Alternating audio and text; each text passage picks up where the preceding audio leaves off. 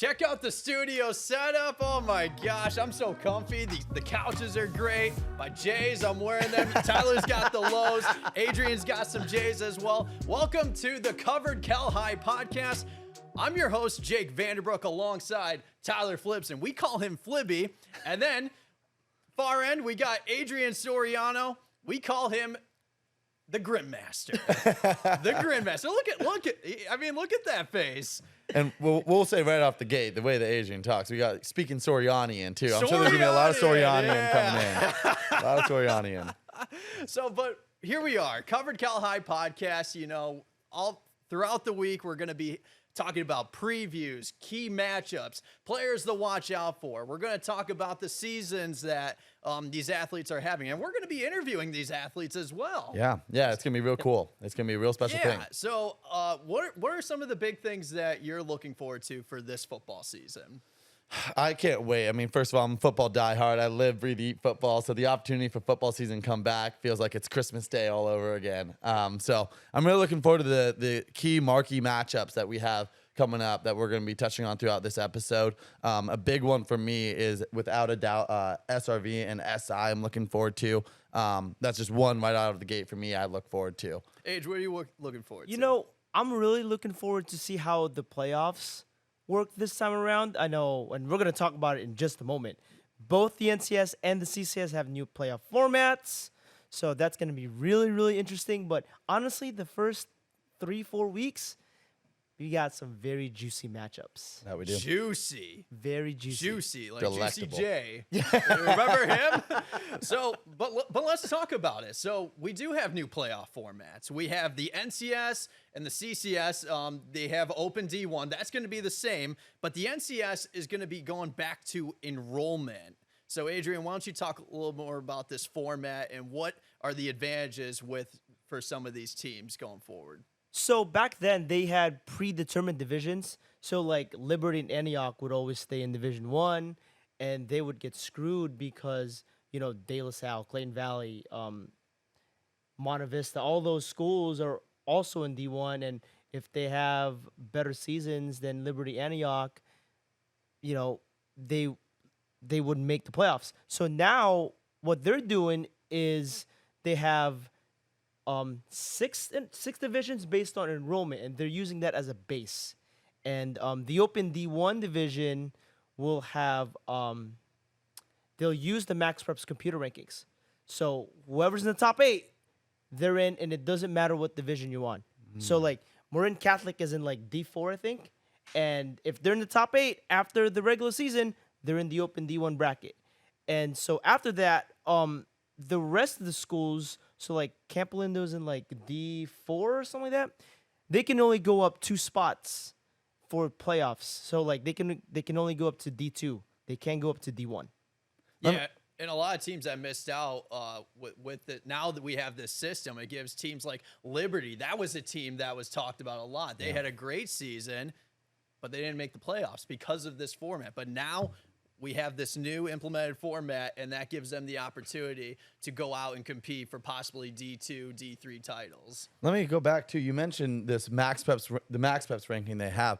Is it strictly computer based, or is there a committee that's basing this ranking kind of like NCS and CCS was initially doing? So for the top 8, I think they're just going strictly based on the Max Preps computer rankings. Now divisions 2, 3, 4, 5, and Division 6, they can go by rankings. They have a committee, but they can disregard the rankings if there's a head-to-head matchup or strength of schedule. And just like very quick, Liberty. So like Liberty Antioch, I think they're in D1. They can go down to D3. So that's the good thing about these schools is, you know, Antioch, Liberty, Irvington, just random school. Now they have a chance to compete in the playoffs. Right, which is awesome. It really opens the door. Yeah, in the CCS, it's a little bit different. So we have the A teams that they can only compete in the Open, the D1, the D2 brackets, and then the B League teams, they can compete in D3, D4.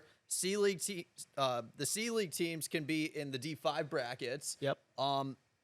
And you can get some of those A-League teams that could be fill-ins. So maybe you didn't have a great regular season, but there's chances for those A-League teams to possibly fill in for those 6, 7, 8 spots in divisions 3 and 4.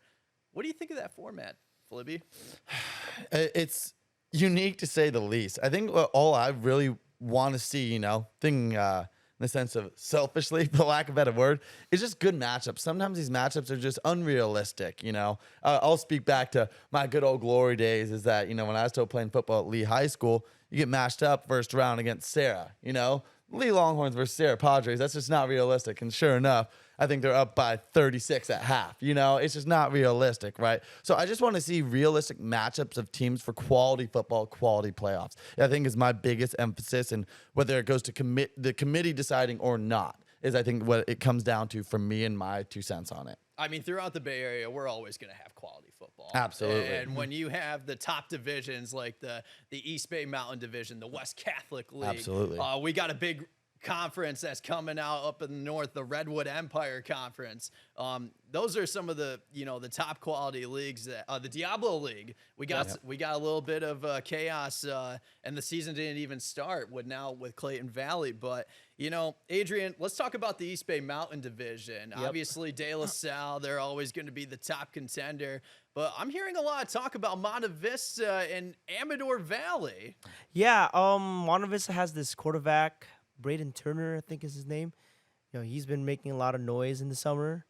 So it's going to be really, really interesting to see what Monte Vista is going to do. And even San Ramon Valley, right? You were there both of those games against De La Salle where they almost beat them. Yep. They went to overtime the first game. Yeah. But now the problem is they don't have Luke Baker anymore. They don't have a lot of their core starters. They have Marco Jones. Fantastic player, by the way. He is a fantastic player. But, they're going to need more than Marco Jones. And who's their starting QB? Yep. Right. Yeah, that's going to be the question. And we're going to have some of those questions with the WCAL. Tyler, what stands out to you in the WCAL? I know Sarah has always been the team. Who do you got? You took the words out of my mouth. It has to be Sarah. You think out of spite. I just mentioned Sarah playing against my team in high school against Lee, but it's got to be Sarah. I mean, those Padres are unreal. The team that they're able to put together season after season, the coaching staff that they have, the facilities that they have, and the athletes that they create out of that program is downright unreal. And so I'm curious to see what they do with their offense. I mean, in the sense of, their defense is always stellar, but I'm always look at offenses, and they air out the ball tons. And so I'm curious if they're going to stick to that identity or, let's see what they can switch up here with who they have coming into their program. If they're going to maybe start running the ball down your throat or, air it out like they have been. But see, now you got Reardon in contention now. Absolutely. Reardon has, they are loaded offensively. Don't sleep on St. Francis with Mr. Kingston Kianaya. I'm just going to say that. And with the Redwood Empire Conference, there's a lot of shakeup. So we have a combination of the North Bay League, the Vine Valley League, and the Marin County League. Now it's going to be split up into 4 divisions. So you got the Adobe, the Bay, the Valley, and the Mountain Division. And the Adobe League, it is stacked with some high-caliber teams. Marin Catholic, they went on to win a state title. San Marin, don't sleep on Mustang Country. Cardinal Newman, Windsor. Cardinal Newman's in Cardinal Newman's in that, yeah. Yeah, and they played Marin Catholic in the postseason, back-to-back seasons in the NCS. So when you have those teams in the divisions, I think you're going to have a lot of shakeup. And I'm just saying, don't sleep on the North. Absolutely, couldn't agree more. Yep. So let's talk about some of these week 1 previews. We talked a little bit about Sarah, and my, oh my, they have a big test at Folsom.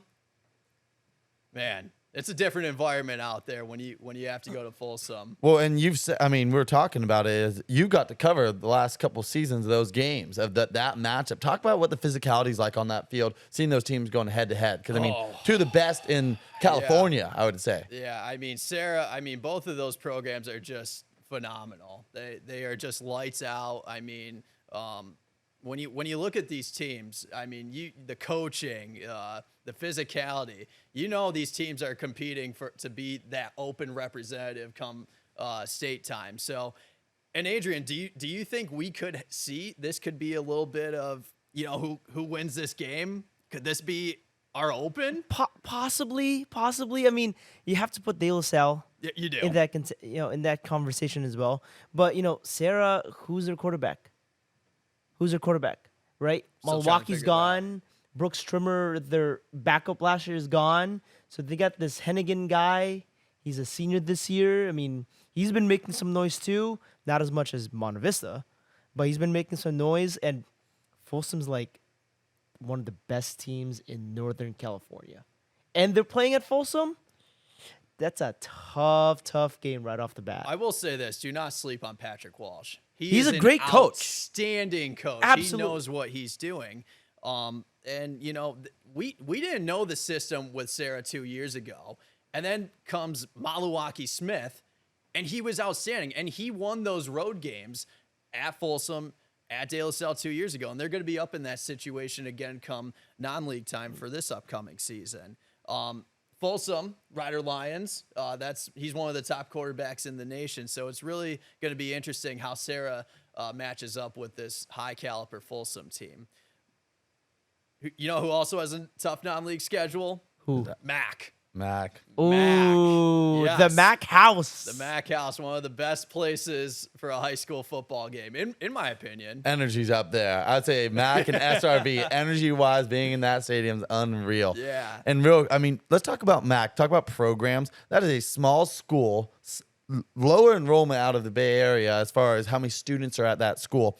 And they put out athletes. I know I've said that a couple times already, but I mean, it's insane what they could do with a team. I mean, it blows my mind. And it's crazy because, you have so many players that they come from this school, small school. Yep. And, they're going the D1 programs. Javion Cole a few years ago won a state title. And he's now at the University of Texas. We know Javion Thomas, a.k.a. 10K Stunna, sophomore. He's balling out at Cal. So... Don't forget Marcus Peters back in the day. Back in the day, Marcus Peters. Don't forget Marcus Going Peters. back And enough. Michael Peters is back coaching. Yep. Short retirement for Mr. Peters right there. Yep. So Absolutely. they're going up against Reardon. And Reardon, comparing 2022 season to last season, they did a complete 180. This team can really play. They have Adhere Ravi Patti. He used to coach at Menlo Atherton, took the Bears to a state title game. He knows what he's doing. He's a very, very good coach. He's got, what he's got? He's got the tradition in place at Reardon. Yeah. And that's what you need to have a successful football program. And they have most of their offensive starters back. Michael Mitchell, Chris Lawson, who's going to Washington, Sinai Thomas, a lot of guys on defense. They have really great offensive and defensive lines. Mac also has a really talented lineman, and Sione Vaea. Mm-hmm. The thing with Mac, they don't have a lot of players, but man, they make it work. They do. They make it work. That's what I'm saying. I give them a lot of credit every year. Yep. Scheduling tough opponents. Yep. Yeah, they do not back down. No, they No, don't. they do not. No, they they have no don't. fear. No doubt. fear. So, SRV, they're going to be hosting SI. Adrian, you were at that game last year, and it was a blowout. It was. Well, SI had a new coach last year. They did. He's back, and Luke Baker. Luke Baker was the key. I mean, they could not stop the SRV offense last year. This year is going to be a lot different, right? Soren Hummel's back. He's a really good quarterback, I think. I mean, is he in the running for West Catholic League Quarterback of the Year? I say yes, but Wow. it's going to be a Early lot statements. closer matchup. Yep. It's going to be a lot closer, very, very close, in my opinion. What do you see from this matchup, Tyler? I didn't get the opportunity to cover a lot of St. Ignatius last season, but what I did see from SRV is the main thing is that you mentioned without Luke Baker, I mean, what Luke did for that offense was unreal, no doubt. But Marco is such a weapon for them on both offense and defense. I think they're just going to heavily use Marco. Use it. It's not about the play calls. It's about the playmakers, right? Yep. And Marco's every ounce of that playmaker for those SRV Wolves. And so I think for them, I mean, I'm taking SRV on an edge there for that one by less than 6. They utilized Marco Jones, obviously, as a dominant linebacker. They utilized him as a tight Tight end, end. and Yep. we saw that so many times last year. So that's going to be a very interesting Can't matchup wait. out in Danville. Another interesting matchup. It was really close last year. Valley Christian Willcox. Yeah. Ooh. Valley Christian won 16-15 when they opened up their season against Willcox, and here we are again. Yep. Week 1. This time it's at Willcox. You know, Tyler, you played a lot of high school football in your days, Sure. and you've seen the Veer Yeah. in person. So what makes the Veer so special? Yeah, I had the opportunity to coach some Veer. I had 2 seasons on offense coaching it, and it's a unique thing coming from a 10 personnel, spread offense into the Veer is entirely different. 2 back, 2 tight end, 22 personnel. It's entirely different, and the thing is, everything is so quick hitting. Right. You blink, play's gone. That running back's going right up the A gap, and he is taking it for 80 yards. If you're not watching, and I mean, as far as defensive responsibilities, shout out Bill Belichick's do your job. You just have to literally on defense do your job, fill your gaps, and know your assignments. That's the way to stop the Veer, and that's not even a guarantee after that. And with Willcox, you just don't know who's going to go off. Yep. But I will say this, Willcox, they're missing some key pieces. A lot of seniors graduated. Tyson Bonilla, their quarterback under center. Yep. They had so many running backs. Elijah Walker, Will Souza, Will Ruff, a talented receiver. So there's going to be some guys on that Willcox squad that are going to need to step up. And with Valley Christian, the top running back for there is Marcel Leggett. 756 rushing yards along with 7 touchdowns for his junior season. Adrian, what is going to be the key for Valley Christian to come out on top again, like last year? I think they just got to run the ball. Honestly, I mean, that's their bread and butter. Run the ball. And I think they have a top recruit at Valley. I think he committed to like Washington or something. I think I'm completely blanking out on his name. Champ but- Talalea? Yep. Yep, that was So him. that's the X factor too. So, but Willcox, they can rebuild on the fly. They have a good program out there. Valley, Mike Machado's still there. We did a season with Valley Christian like a few years ago. Yep. So we know the system is there and everyone buys in. Yep. We're not just covering football on this show. We're also going to be covering tons of water polo, flag football, the NCS. They football. have a new playoff format, which is fantastic. New Olympic sport.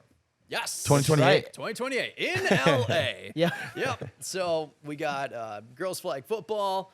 We also got volleyball. Yes, we do. Volleyball is going to be very interesting. And, I don't even know what's going to be happening in the East Bay League because you just never know. Yep. You never know. What stands out to you regarding the East Bay League, and how is it just so competitive over there out in the NCS? Man, it's just so unpredictable, right? You have like 1 year Foothill won league. I think Monte Vista won league like a couple years ago. Amador Valley is always on the hunt. Monte Vista is always on the hunt. Carondelet. I mean, that's 5 teams right there. It's just so unpredictable. I mean, we just don't know what to expect. But the key thing is, can anyone beat Midi? They're still the top volleyball team in at least in CCS and NorCal. Sure. Can anyone beat them? But you know who can compete with them? Who? St. Francis. They've always competed. But I think Taylor Williams is not there anymore. Taylor Williams So- ended up going to Duke. Aaron Curtis ended up going to North Carolina, so they're going to be clashing in the ACC over there. Don't sleep on Valley Christian. Don't sleep on. Don't sleep on Valley Christian. They won like they had that Yep. great run all the way to the state title or state D1. Maybe they're the St. Francis from last year. I mean, you kind of expect the Lancers to kind of take a step back. Well, those teams are absolutely great. We're talking about who could keep with them, but we got to talk about Foothill here. We're not mentioning Foothill is a little egregious here. I mean, they are phenomenal out of the NCS, right? So, I mean, talk about teams to keep up with the ones that you guys have already mentioned. Absolutely, Foothill is someone to look out for, without a doubt. No Paige Bennett, No Paige Bennett. no Katie Salonga, No Katie Slonga. but Foothill is always a top program. I think so. So let's talk about a little bit about the polls. Back to football here. So Adrian created his preseason top 10 poll. The first 5, I totally get. Yep. I totally understand. And that's where you have to rank them entering week 1. 6 through 10, I do have some questions. Okay. Our followers on social media had some questions. They always do. Always do. So if your school is on the poll, you can thank Adrian. And if your school is not on the poll, you can blame Adrian. The Grindmaster over there, as you can see, that's your guy to talk to if you have a problem with him. You got to be able to speak Sorianian, though. Sorianian. Yeah, that's the only thing. But one of those teams that we did get some comments on was St. Francis. St. Francis, tough league that they're always in every season. They have a ton of talent over there. I mentioned Mr. Kingston Kianaya. They also have Chase Cahoon. They also got Mr. Knapp. I did a story on him last year. You did. So are they just out of the top 10 pool or? They're in the bubble, right? Okay. I mean, you look at their league, obviously Sarah, right? Sarah, for me, in my book, until anyone beats Sarah, Sarah's my number one team, right? So you have Sarah, that's a given. You have Reardon, right? SI, that's 3 good teams right there. Right. And then Valley's on the come up too, and plus, I can't just include all West Catholic League teams in the poll, right? De La Salle, SRV, Los Gatos that's kind of a toss up. Los Gatos, El Cerrito, we'll see what they're gonna do. Even Clayton Valley, I heard, is good. Even Monte Vista, I'm really, really high on Monte Vista this year. What about the reigning state champs, Acalanes? Dons, baby. Great coaching staff, but they're facing the same situation as San Ramon Valley. They lost a lot of their starters. Like, Sully Bailey's not there anymore, right? Trevor Rogers. A lot of their offensive guys are not there. Who's going to step up, right? And their league is crazy. It's crazy. Clayton Valley's back in that league. I was going to say, but you know what? With teams like the Dons I love the sleeper teams. I'm just here for sleeper teams. So teams, the most respectful way possible to prove you wrong. I love to see them to prove me wrong. Mr. Soriano wrong. Can they beat Los Lomas? Los Lomas has everyone back. One way They're to also in find the out. bubble in my eyes. Yeah. No, it's Can they right beat there. Campo? Yeah. I think, any of those teams, it's anybody's league in that way. I think those guys are all fantastic teams with fantastic programs. You got to start somewhere. Seniors are going to graduate. That's what's going to happen. And at the end of week 1, we're going to see a ton of changes because Sure. El Cerrito faces Amador Valley. That was the 9 and 10 teams. And so there's going to be so many changes all throughout the way. But that's all the time we have for amazing week 1 podcast. Absolutely. Episode 1 is in the book. So now we head on to week 2. It's going to be a lot of fun. High school sports is now underway. It's been a long 2 months. I can't wait to be back out there on the field. Oh my gosh. Can't wait. See you on the sidelines. All right. I can't wait to shoot veer. Oh, I can't wait to shoot veer. Yeah. All right. That's all the time that we got for. Join us next time as